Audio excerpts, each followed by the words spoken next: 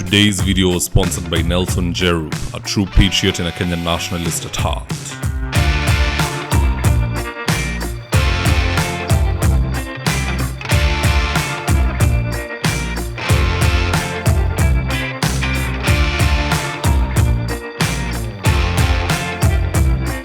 Stand by for debrief in 3, 2, 1. Over the weekend, I saw Edwin Sifuna lecturing Ruto over gross violation of the constitution. Now I'll play for you just a solitary minute of Sifuna's rant, then I'll tell you why I believe Sifuna is actually operating under Raila's blessing. Here's what Sifuna had to say. Lakini kuna zingine, Mheshimiwa Rais, wanasema Waswahili, mwiba wa kujidunga hauambiwi pole. Kuna watu kwa serikali yako kazi yao ni kushika handball kila siku. Sasa kama hii drama yote tumeona Nakuru, ati watoto wanakatazwa kufanya mchezo, sijui wanapigwa tear gas, sijui wanafukuzwa. Hiyo ni mwiba wa kujidunga, Mheshimiwa Rais. Wale ambao wanahusika na kufanya kazi yako ikuwe ngumu, read them the riot act, kwa sababu tunajua kazi yako ni ngumu zaidi, wasifanye ikuwe ngumu zaidi. Kwa hayo mengi nasema asanteni sana na Mungu amlaze George mahali pema peponi. And here's what Ruto had to say in response. Na nimesikia Sifuna anaongea na nguvu. Wakati unaongea mambo yangu Sifuna, ujue mimi ndio mwanzilishi wa ODM. So unaenda polepole kidogo. Yes. Sisi ndio tulianza hii kitu. Ama namna gani? Na unajua ukinisukuma sana nitaitisha mkutano ya founder members ya ODM. Si ndio? Unajua tukiitisha hiyo mkutano tunaweza kufanyia discipline sisi ambao tulianza chama. Si ndio? So tuendeni mosmos.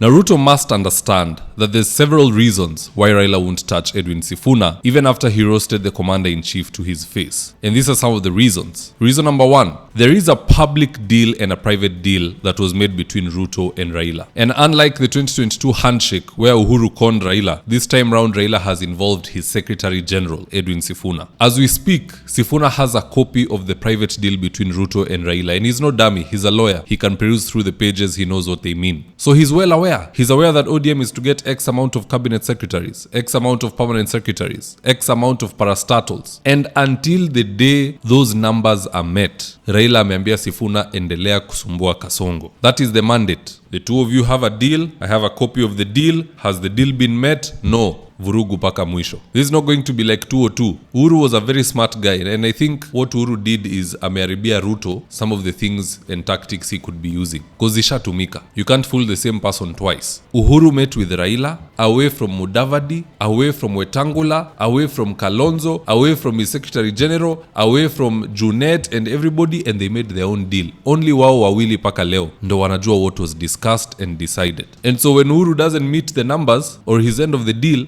Raila can't really call him out. This time around, Sifuna is on board, so that is why Raila won't touch Sifuna. He has a purpose. Now, the second reason why Raila won't touch Sifuna, even if the president calls a meeting of ODM founders, is the fact that Raila Odinga lost popularity when he joined the William Ruto camp. But if he goes on to fire Sifuna after a William Ruto say so, then not only will they say that Raila lost his morals, but he also lost his balls. And Ruto is the new custodian. Who would want such a reputation? In fact, if the president was wise, if he really wanted Sifuna to go, he would never have said what he said. Because now, people will begin roasting Raila and saying, huyu jamaa amekuwa kibaraka. The president says jump, he asks how high. Because how could the president go and say he'll call a meeting of the founders to get rid of Sifuna, and here you are 2 months later you've gotten rid of Sifuna? It'll bear down badly on Raila Odinga. The president ought to have kept quiet and probably complained to Raila in private. Ile amefanya amechoma. If Raila fires Sifuna, sasa he looks like a coward. He looks like he's taking instructions from Ruto. In fact, people will say the new owner of ODM is William Samoei Ruto. It is not Raila Odinga. It is not any of his children, political children for that matter. And that's that. That'll be the end of Raila Odinga's reputation, the little that's remaining. Now, the third reason why Raila will keep off from any disciplinary action towards Edwin Sifuna is because he doesn't want to fully commit. He fully committed to Uhuru Kenyatta. Things didn't turn out well. This time round, Raila Odinga is playing both sides of the divide. He is with Ruto, amepea amepeana experts kule. He's in opposition, he has left Edwin Sifuna doing what needs to be done. At the end of the day, if things don't work out between him and Ruto, he can come out and say the party position has always been the position of the Secretary General. Simulisikia Sifuna akiongea?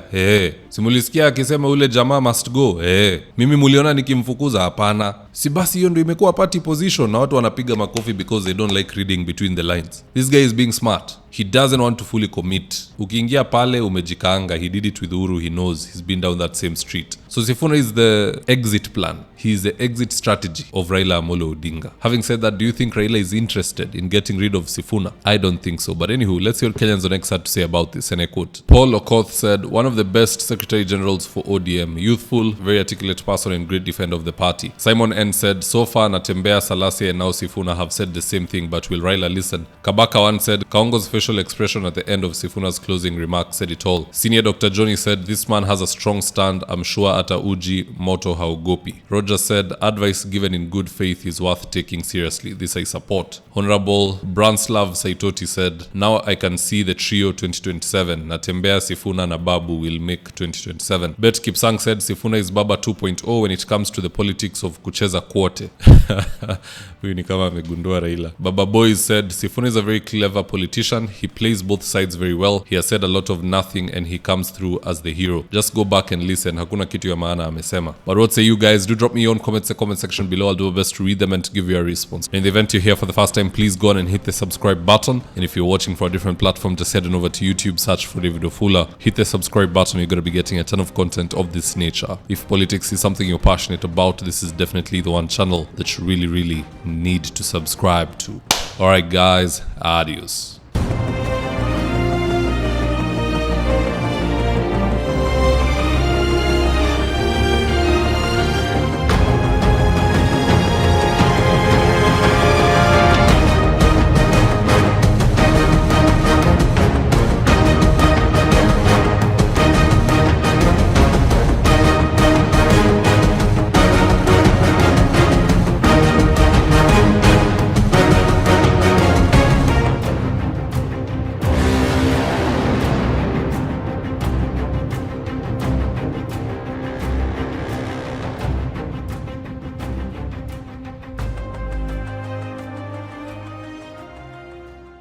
Thank you for choosing David Wafula as your primary news platform.